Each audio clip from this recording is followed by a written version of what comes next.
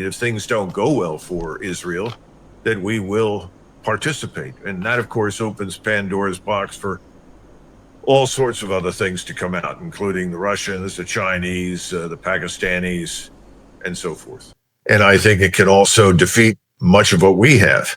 Not completely, but substantial penetration, which means $50 billion of damage the last time, perhaps $80 to $100 billion worth of damage or more this time.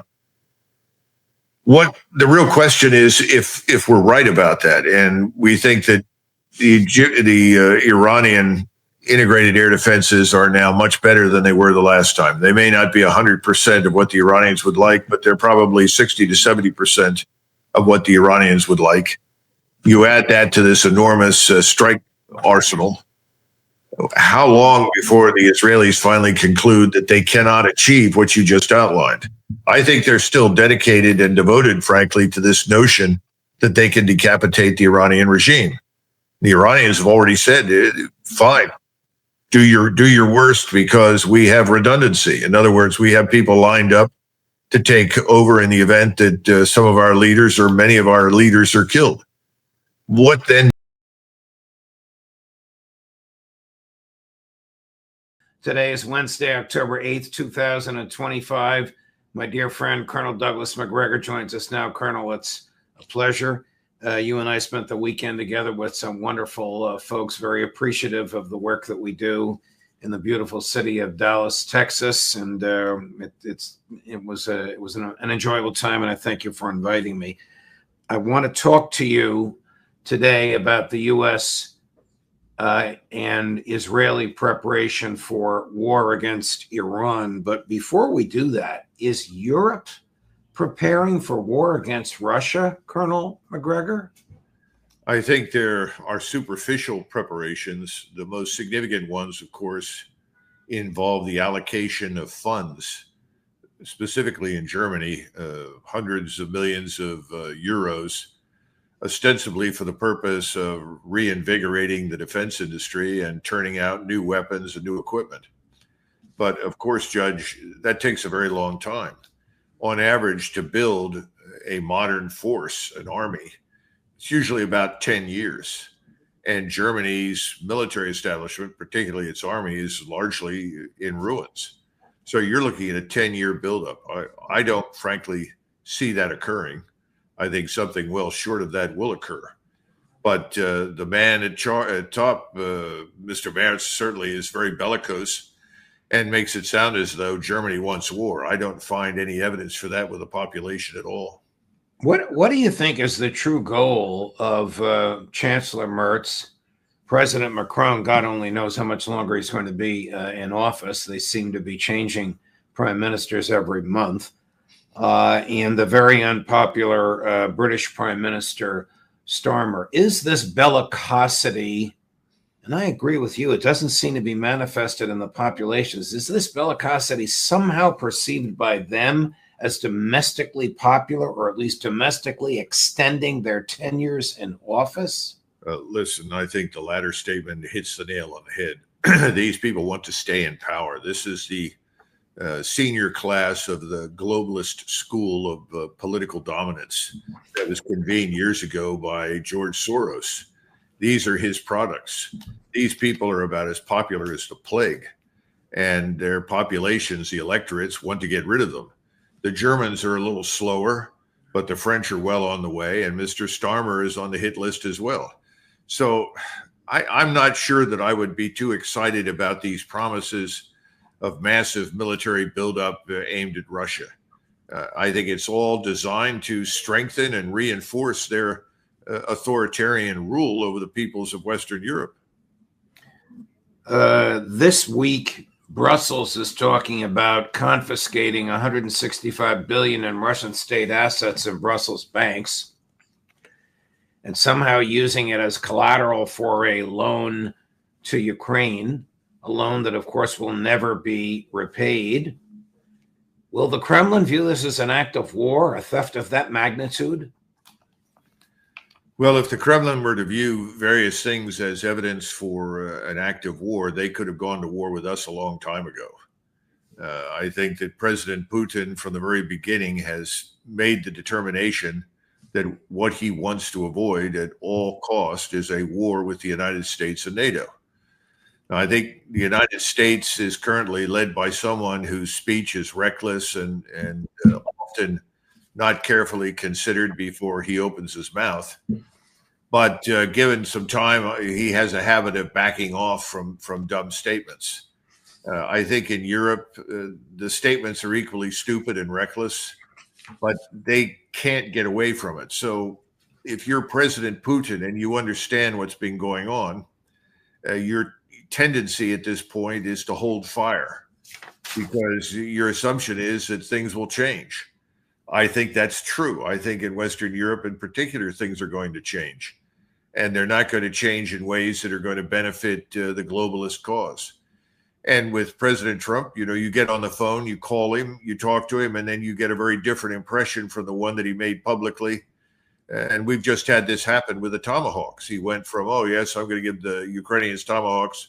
Then somebody sat him down and said, look, this is a weapon system with a 1,500-mile range.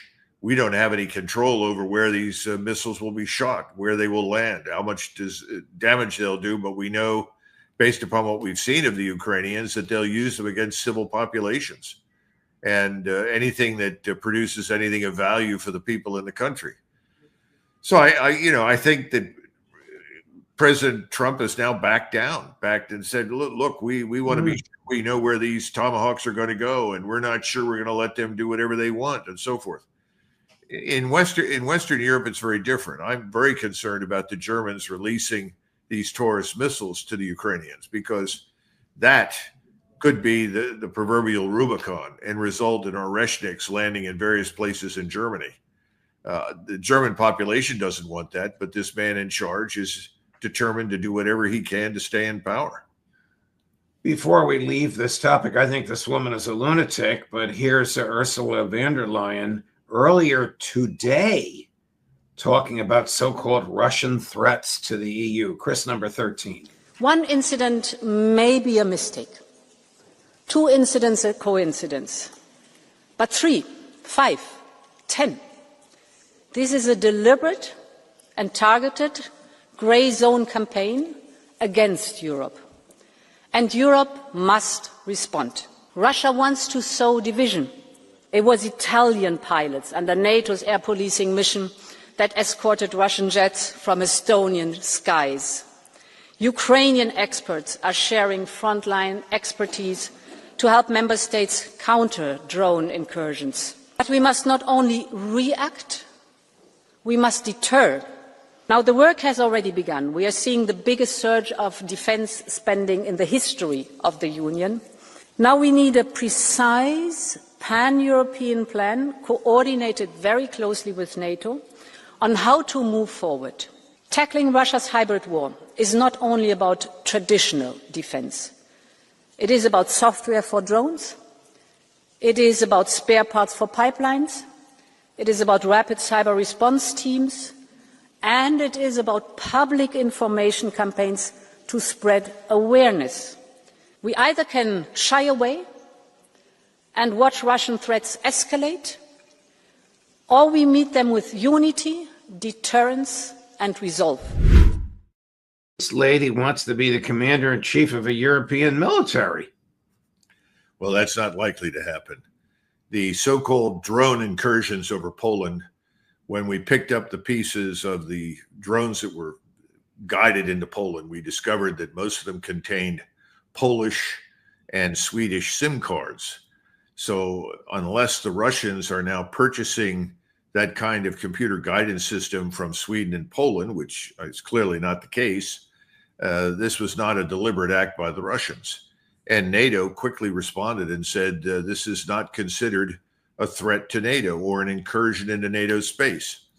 Again, all of these alleged incidents, when you line them up and you look at them very carefully, they don't measure up to what she's trying to create, which is the illusion of a Russian interest in conflict with NATO. There's no interest at all. And that's why now Slovakia, Hungary, the Czech Republic have leaders that have said, forget it. We have no intention or any interest in going to war with Russia. And even the Polish president, who has tried to be, at least in rhetorical terms, allied with NATO, has stated no Polish soldiers under any circumstances will cross into Ukraine and fight, pointed out that they've already lost 10,000 men fighting for Ukraine inside Ukraine. All of this is a lot of bluster and nonsense. And I don't think we should pay too much attention to it. And I think ultimately von der Leyen and the rest of these people will be removed. If the Russians learn that the Germans are building long-range missiles long enough to reach Moscow, will they destroy those munition plants? I think the Russians understand that preemptive attacks are always a bad idea. Bismarck said preemptive strikes or preemptive war is essentially the same as committing suicide out of fear of death. So I think the answer is no. I think, on the other hand, if Taurus missiles, which currently exist, are delivered to the Ukrainians, and the Ukrainians are allowed to target whatever they like, which is very dangerous because, again, we'll see those Taurus missiles land in Moscow. We'll see those Taurus missiles land in St. Petersburg, any number of different places, with the objective of killing Russians and destroying Russian civilian infrastructure. If that occurs, the Russians will respond. They will use Oreshnik missiles and other hypersonic missiles to destroy German infrastructure, not civilian, but military. Colonel, moving over to Gaza and the Trump, Netanyahu, Witkoff, Jared Kushner, Tony Blair so-called peace proposal, do you think that Benjamin Netanyahu has any intention whatsoever of removing IDF troops from Gaza? Frankly, no. Whatever he does, it will be at best a gesture.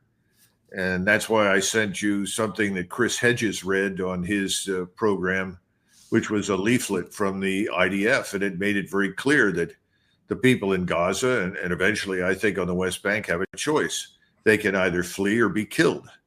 This is the campaign of mass murder and expulsion. That's not going to change. And in fact, we've seen strikes go into Lebanon and other places since Mr. Netanyahu spoke with President Trump on the phone.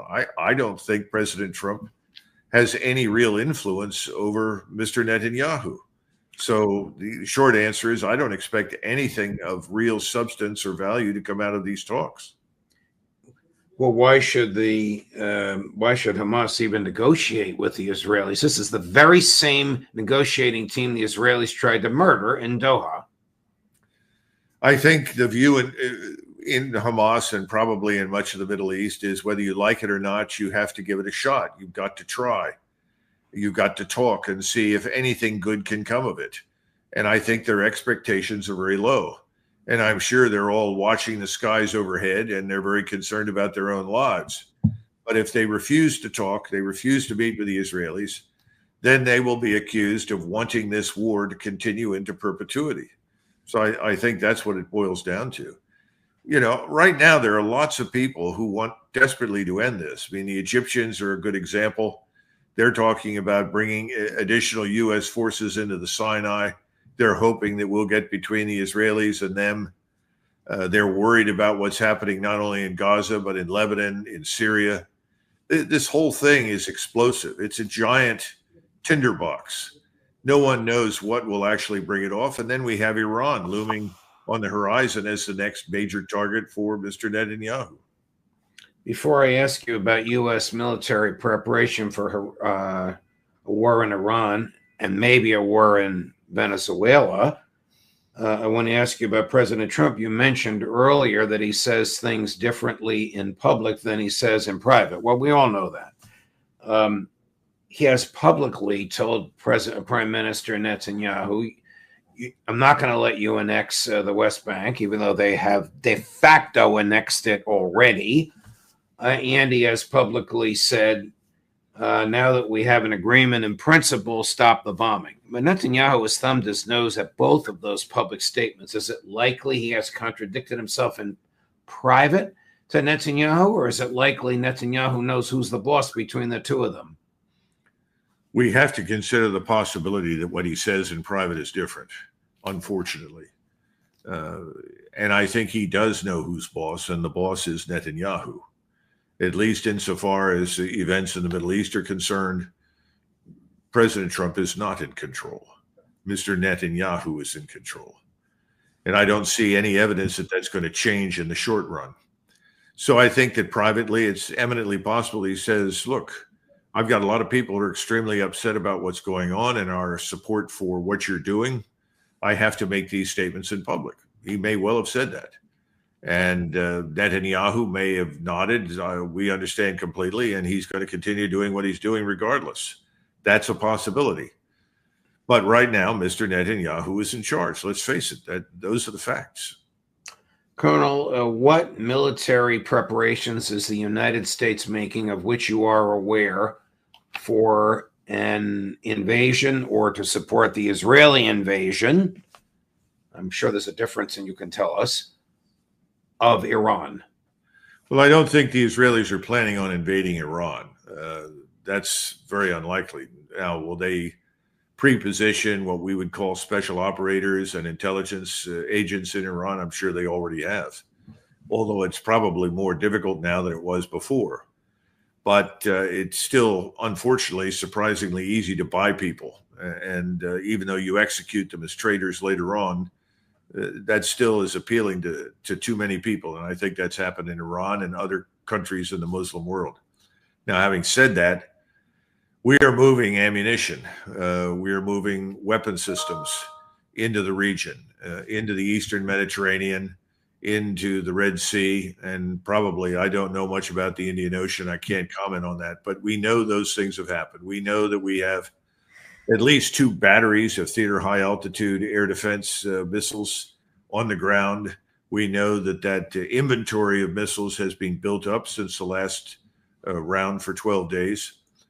So I think there's a lot of evidence, yes, that in terms of people, forces, and ammunition, we're getting ready to do something in support of Israel. I don't think we're prepared to directly strike immediately, but we have to accept the high probability that if things don't go well for Israel, that we will participate. And that, of course, opens Pandora's box for all sorts of other things to come out, including the Russians, the Chinese, the Pakistanis, and so forth. If this is another war like the 12-day one in June, which is aimed at decapitation and destruction of nuclear weaponry, I mean, that will be the stated purpose. As a practical matter, we all know that Prime Minister Netanyahu knows that the Iranians don't have deliverable nuclear weapons, and his goal is to turn Iran into another Syria. Okay, my question is a little too long. What can the Israelis defeat Iran missiles? Stated differently, can Iran neutralize Israeli defenses? I think we have to assume, based on what we saw the last time, that the Iranians can employ their entire arsenal, which they did not do in the past. That arsenal is quite capable of penetrating Israel's air and missile defenses. And I think it can also defeat much of what we have. Not completely, but substantial penetration, which means $50 billion of damage the last time, perhaps $80 to $100 billion worth of damage or more this time.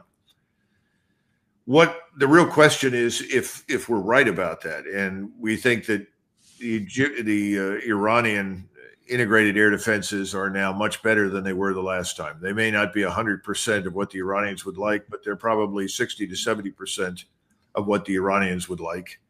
You add that to this enormous strike arsenal. How long before the Israelis finally conclude that they cannot achieve what you just outlined? I think they're still dedicated and devoted, frankly, to this notion that they can decapitate the Iranian regime. The Iranians have already said, fine, do your worst, because we have redundancy. In other words, we have people lined up to take over in the event that some of our leaders or many of our leaders are killed. What then do you do as an Israeli when you realize everything you've tried has failed? Do you turn to the use of a nuclear weapon? That's always been my greatest concern with the Israelis, because they can deliver those. They can deliver them from the sea, from their Dolphin-class submarines that were built for them by the Germans. And they don't have to necessarily fly it in. They also have missiles, but they'd have to move those much closer, obviously, to deliver them. Bottom line is we don't know. And thus far, we've seen a lot of evidence that Mr. Netanyahu is going to do whatever the hell Mr. Netanyahu wants to do, Judge. Our friend and colleague Max Blumenthal made some extended and very telling statements about this last night. We'll run a portion of them. Would like to know if you agree with this analysis. Chris, cut number 17. They'll never enjoy security, and they'll constantly be at war. And then finally, and this is one of the other lessons of October 7th, because Israel has been, I don't think any of us expected Israel to still be pushing ahead with this genocidal rampage in Gaza 2 years after. Israel cannot be at peace for political reasons, not just Netanyahu, but just Israel, because it will lose its value to the U.S. as an attack dog in the region. It will lose its value as a strategic asset to U.S. empire if it's at peace. Like, oh no, we don't actually want to take out Iran. We don't actually want to, we're not going to fight Hezbollah. We have a hudna. We're not going to sell you. We're not actually going to keep selling weapons. Actually, our military industry is going to be reduced. Well, then we'll reduce aid to you, and you don't really matter anymore.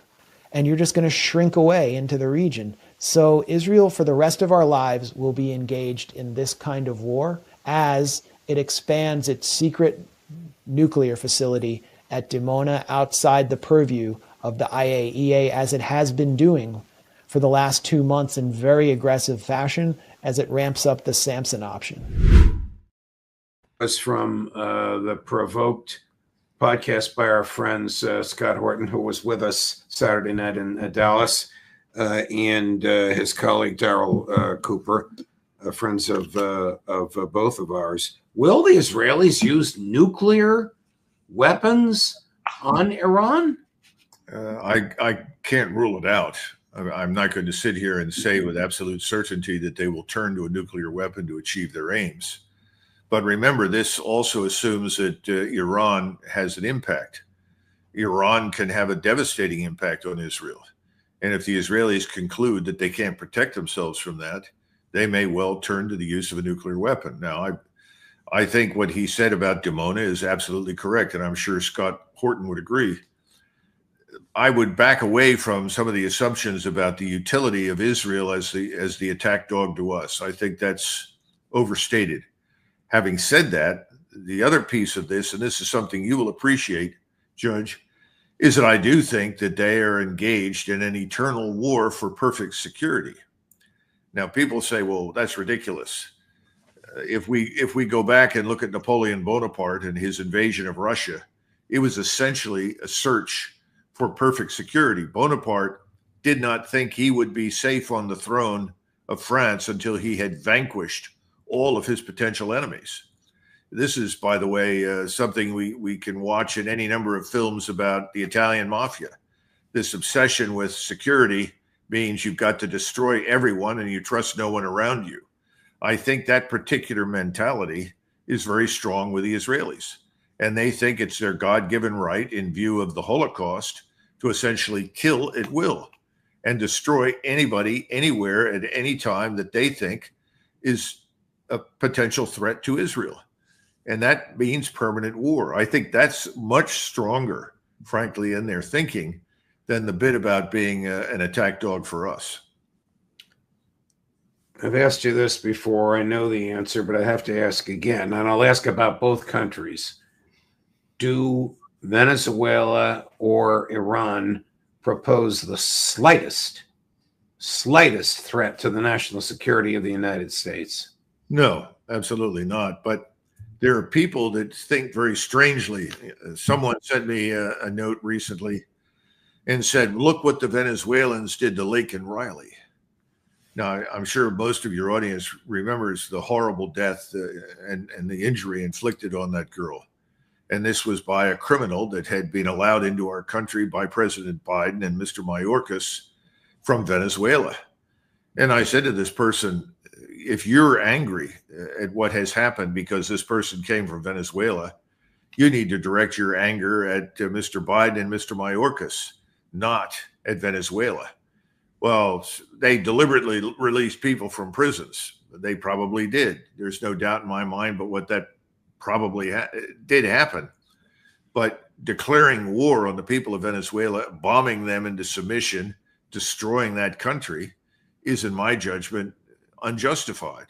That's not going to win anything for us. In fact, it's going to probably be a catalyst for a larger Latin American crusade against the United States. I mean, we aren't very popular in Latin America, as you know, Judge, anyway. We have a troubled history with the people down there. This is going to make matters infinitely worse. And now President Trump has severed diplomatic relations, which looks like the precursor to armed action. So in that sense, no, there's no direct danger from Venezuela. No danger, frankly, Judge, that we could not protect ourselves against if we guard our borders and coastal waters and pay attention to who's inside our country and deal with that problem. You know, Tulsi Gabbard has spoken to the American public and said, we have serious dangers inside the United States as a result of millions of people coming in here with agendas that we know. We don't know much about them, but we know we have Islamists who've come in, various terrorists, and large numbers of criminals. Well, she's right. That's where we should focus, not on bombing another country, least of all Iran, which has certainly over the last 30 years, I would argue, certainly since 2001, tried very hard to find a way to repair its relations with us. Right. And we shouldn't be blowing up speedboats that are 1,500 miles from our shore. Colonel, I have to run, but thank you very much. A great conversation as always. All the best, my dear friend. I look forward to seeing you next week. Okay. Thank you, Judge. Thank you. And coming up later today at 1 o'clock, Aaron Mate. At 2 o'clock, Professor Glenn Deason. At 3 o'clock, Phil Giraldi, Judge Napolitano for Judging Freedom.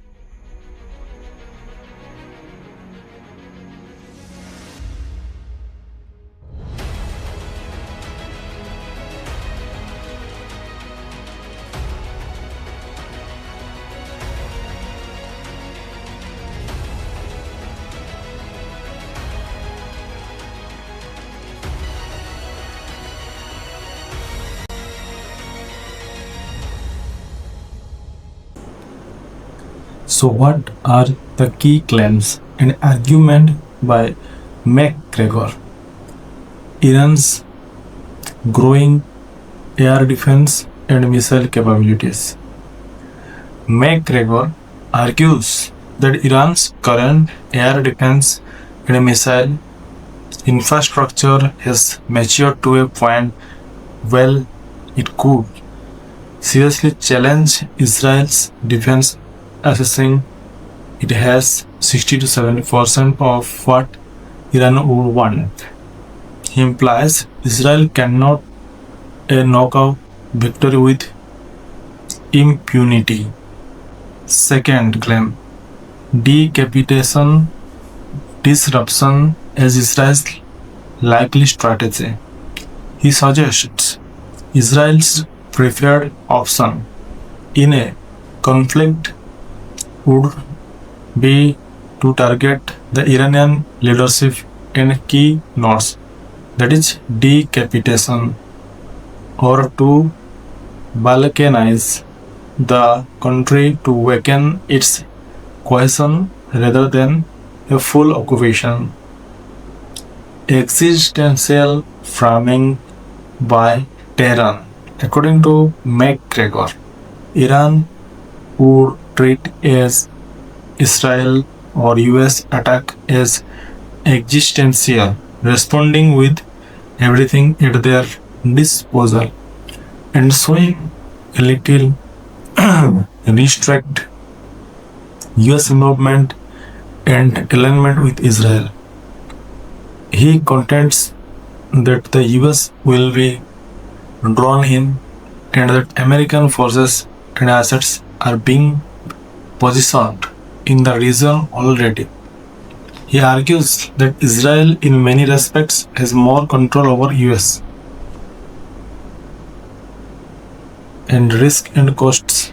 He warns the casualties, the complexity of neutralizing distributed air defense and high costs, military and economic He also points to possible global fallout, for example, disruptions of oil supply, regional spillover, economic shocks. And another claim is the view of decision-making norms. Macgregor expresses skepticism about whether US political and military leadership are making strategic, independent choices, suggesting they are constrained by domestic politics, alliance dynamics, or defense reserve policy. What are the strengths? What makes this argument interesting? Salary assumption. He pushes back on narrative that Israel could easily blitz Iran, stressing that air defense and missile systems are harder to suppress than some expect. Systematic view. He situates the issues not just military terms but also geopolitics, economics, alliance, internal constraints, warnings of unintended consequences. He highlights how escalations, mis-escalations, and retaliations could spiral beyond control. What are the weaknesses? Speculative assessment. Some of these percentage of capability estimates are not backed by open source evidence in an interview. They are forecast of judgment. Underestimation of countermeasures. He may underplay Israel's strengths in intelligence, economic, electronic warfare, preemption, and external support, for example, US help. Over reliance on zero-sum framing. The decapitation or balkanization thesis assumes a collapse dynamic that may be overly simplest. Limited accounting for escalation constraints. He asserts Iran would show no restraint, but real politic, internal cost, and external pressures might impose limits. Potential bias. Macgregor has been known for strong critics of US foreign policy and Israel. So his framing might lean toward emphasizing vulnerabilities rather than counterbalances. Strategic, what is the emphasis? So, for materials or signals to us, satellite deployment, missile test, movement of naval air assets, diplomatic maneuvers. And these are the today claims of Douglas Macgregor, the